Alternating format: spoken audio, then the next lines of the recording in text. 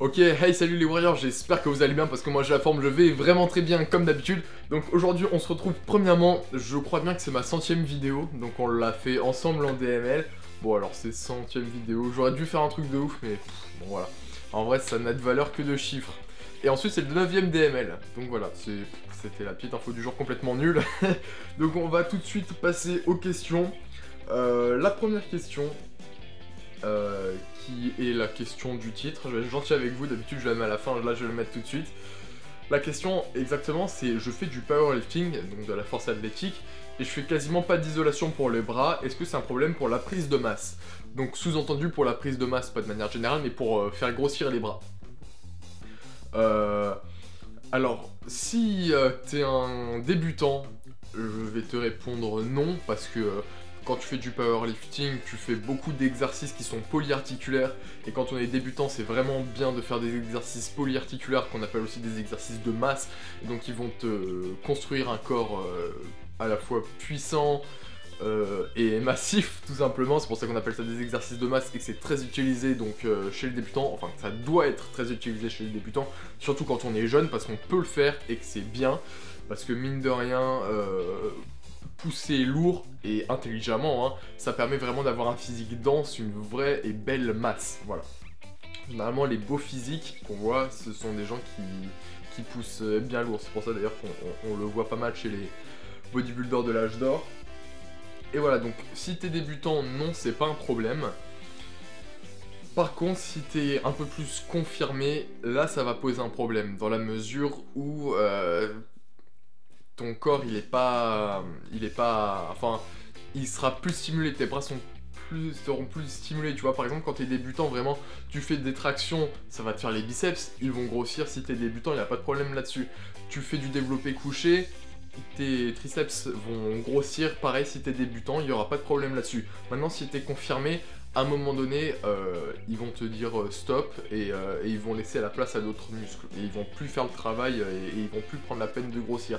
Donc à ce moment-là, oui, il faudra faire des exercices d'isolation. Voilà.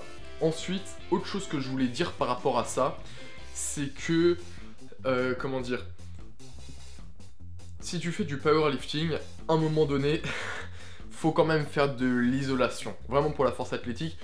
Déjà, tant pour la masse, hein, parce que, alors si t'es débutant, c'est pas très grave, même si c'est toujours un petit plus.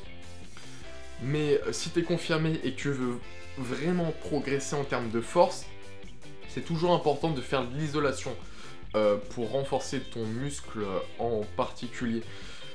Comment dire, oui bah par exemple j'avais fait une vidéo donc avec le champion du monde de powerlifting, je vais la mettre en description là où justement bah, on fait les pecs, donc on travaille en développé couché, et bah à la fin de la séance on a fait quoi? On a fait de l'isolation pour les triceps. Donc alors on a commencé par faire un peu de dips, alors bon ça, t'appelles ça de l'isolation comme, c'est pas de l'isolation, bref, c'est pas de l'isolation en tant que tel quoi, ça reste un mouvement polyarticulaire, mais on a quand même fait un exercice vraiment de triceps où on était à la poulie, et voilà. Parce que, mine de rien, ça reste intéressant, même pour la prise de force et la prise de masse, de faire de l'isolation. Donc, si je dois résumer un peu ta question, si t'es débutant, il n'y a pas trop de problème. Si t'es confirmé, là, ça va commencer à être limité sans travailler les bras. Et pour faire de la force, je te conseille quand même de manière générale de faire de l'isolation. Donc à mon avis, tu devrais quand même en faire de l'isolation, même si tu fais du powerlifting, de la force athlétique, c'est la même chose. Deuxième question. Donc là, on va passer dans l'aspect un peu plus lifestyle que muscu en tant que tel. Donc je transpire et j'utilise des déodorants, mais ils sont pas toujours efficaces et ils peuvent être dangereux. C'est vrai qu'on... Enfin, dangereux, à prendre avec des pincettes encore. Mais c'est vrai qu'on entend ça de plus en plus. Qu'il y a des soucis entre guillemets avec tout ce qui est sel d'aluminium. Maintenant ils font des déodorants sans sel d'aluminium, mais en réalité c'est rajouté, c'est compensé par d'autres produits qui peuvent être encore plus dangereux, enfin bref. Mais encore une fois, je dis ça, mais c'est à prendre avec des pincettes. Non, mais à prendre avec des pincettes. Par exemple, personnellement, j'utilise un déodorant qui est sans sel d'aluminium, mais pour autant, il y a en fait, on ne sait pas exactement dans quelle mesure est-ce que tous ces produits-là ont un impact sur notre corps. Donc certes, peut-être que c'est pas super bon, mais est-ce que c'est vraiment mauvais au point de s'en inquiéter particulièrement? Je ne sais pas. Donc c'est à réfléchir. Ensuite, première chose que je peux te conseiller, c'est de te raser les aisselles. Mine de rien, le fait d'avoir des poils, ça augmente vraiment le potentiel des bactéries à se mettre sous tes aisselles. Et en fait, c'est les bactéries qui font que ça pue quand tu transpires. Et quand tu as beaucoup de poils, ça favorise le fait que les bactéries prolifèrent. Ça paraît un peu dégueulasse comme ça, en réalité c'est pas dégueulasse.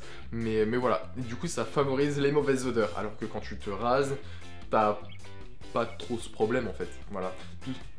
Mais ensuite, encore une fois, si on veut pousser la réflexion le plus loin possible, le fait par exemple de poser du coup des déodorants qui peuvent être avec style d'aluminium et potentiellement dangereux, si tu le fais alors que t'as pas de poils sous les bras, ça va être encore plus au contact de ta peau et ça va être potentiellement plus dangereux pour ta peau.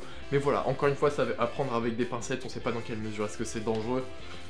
Je pense que pour le moment, je pense que s'il y avait un vrai problème alarmant, on serait tenu au courant. Voilà. Et ensuite, deuxième chose que je peux te conseiller, alors attendez, je regarde juste parce que je suis assez limité dans le temps, ma caméra récorde que 8 minutes, mais bon, et après je coupe et je remets, enfin bref, on s'en fout. Autre chose que je peux te conseiller, en fait, c'est de faire ton déodorant toi-même. Ça existe de plus en plus, donc dans la vague les déodorants faits par les industriels peuvent être dangereux. Il y a de plus en plus de vidéos qui se retrouvent sur YouTube, tant pour les femmes que pour les hommes, parce que le problème de la transpiration se fait pour les deux. On vous voit les petites dames là, à vouloir essayer de cacher vos auréoles sous les bras. Non mais voilà, donc tu peux le faire toi-même, il y a pas mal de recettes et de manières de le faire chez soi, en vidéo YouTube ou même en vrai. Tu peux le faire avec des produits bio, et là pour le coup, techniquement, t'es censé être sûr qu'il n'y aura pas de problème sur ta peau, et qui sont parfois même plus efficaces que ce que font les industriels, selon les personnes. Ça dépend aussi beaucoup de comment toi tu réagis, comment ta peau réagit. Mais voilà, donc si t'as un vrai problème, premièrement, essaie de te raser, et deuxièmement, fais-le toi-même, et il sera peut-être plus efficace que celui que t'achètes de manière industrielle, et il sera surtout moins cher. Ça, c'est une condition qui est sûre et certaine. Dernière question, qui est, est-ce que je peux prendre... Alors, c'est la question qui est dans le dernier DML. Est-ce que je peux prendre des bras sans aller à la salle de muscu? Alors... je vais en discuter de ça juste après. Premièrement, ce que je voulais dire, c'est que oui, tu vas pouvoir faire du sport chez toi tout seul, sans matériel. Déjà, j'ai sorti des vidéos, elles sont dans la chaîne, ou alors je les mettrai dans la description. Tu sais quoi, je vais les mettre dans la description, rien que pour toi. J'ai des vidéos qui sont faites sans matériel, tout simplement. Donc tu peux t'entraîner, tu n'auras pas besoin de matériel, et tu travailleras les bras. Par exemple, tu peux faire des pompes, en serrant les mains comme ça, hop, ça travaille les triceps, les tractions, supination comme ça, hop, ça va te faire les biceps. Donc voilà, il y a pas mal de manières de travailler les bras à la maison sans matériel. Maintenant, ce que je tiens à préciser, et je tiens à être très honnête avec vous, j'ai eu cette discussion pas mal, c'est que à un moment donné, il faut pas se mentir non plus. Si tu travailles pas avec des charges additionnelles,